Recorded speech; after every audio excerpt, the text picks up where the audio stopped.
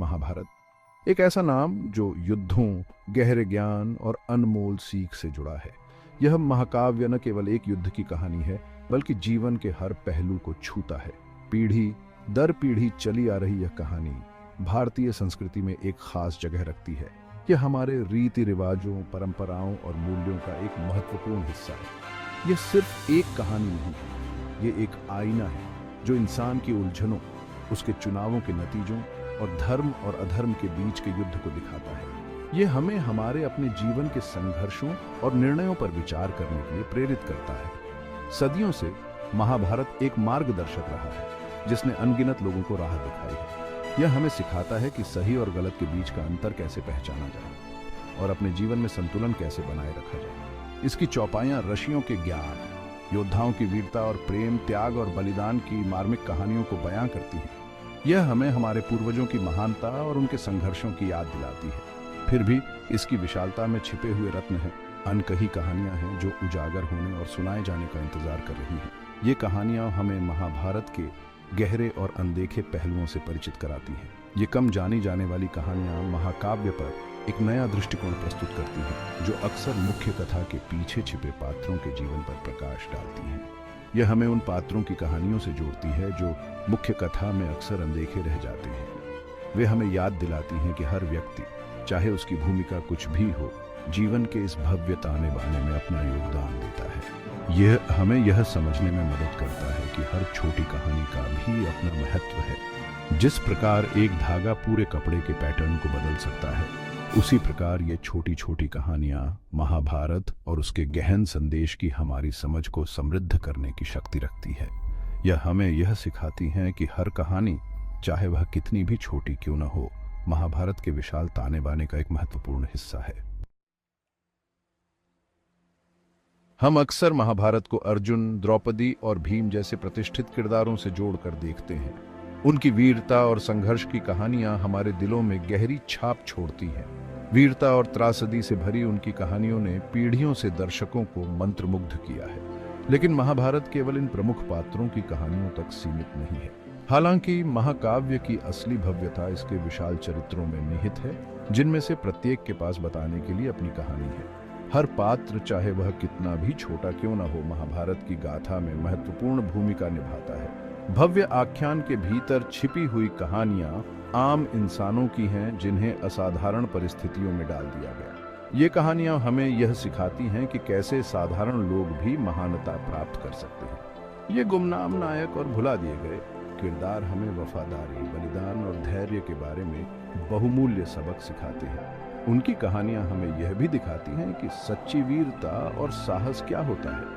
उनकी कहानियां हालांकि कम प्रसिद्ध हैं, महाकाव्य की नैतिक दिशा को आकार देने में कम महत्वपूर्ण नहीं है। ये कहानियां हमें नैतिकता और धर्म के गहरे अर्थों को समझने में मदद करती हैं। इन कम जानी जाने वाली कहानियों में उतरकर हम महाभारत के संदेश की अधिक सूक्ष्म समझ प्राप्त करते हैं। हम उन संदेशों को खोजते हैं जो सतह के नीचे छिपे होते हैं। हम अच्छे और बुरे के श्वेत और श्याम से परे देखते हैं और मानव अस्तित्व को रंगने वाले धूसर रंगों को पहचानते हैं। यह हमें यह समझने में मदद करता है कि जीवन केवल काले और सफेद के बीच नहीं है, बल्कि इसमें कई रंग होते हैं। आइए अब हम इनमें से कुछ छिपे हुए रत्नों को उजागर करने के लिए एक यात्रा शुरू करते हैं। उन पात्रों के जीवन और प्रेरणाओं का पता लगाते हैं, जिन्होंने महाकाव्य की अविस्मरणीय कथा को आकार देने में अपनी भूमिका निभाई। यह यात्रा हमें महाभारत की गहराई और उसकी अनकही कहानियों की सुंदरता को समझने में मदद करेगी।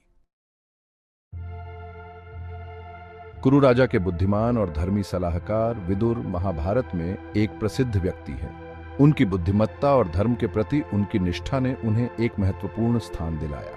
उनके ज्ञान और धर्म के प्रति समर्पण ने अक्सर अंधे राजा धृतराष्ट्र का मार्गदर्शन किया। विदुर ने हमेशा न्याय और सत्य का पक्ष लिया, चाहे परिस्थितियां कितनी भी कठिन क्यों न हो। फिर भी कम ही लोग उनकी पत्नी की कहानी जानते हैं, एक ऐसी महिला जिसके मौन बलिदान, वफादारी और भक्ति के बारे में बहुत कुछ कहती है। उनकी कहानी भी उतनी ही प्रेरणादायक और मार्मिक है।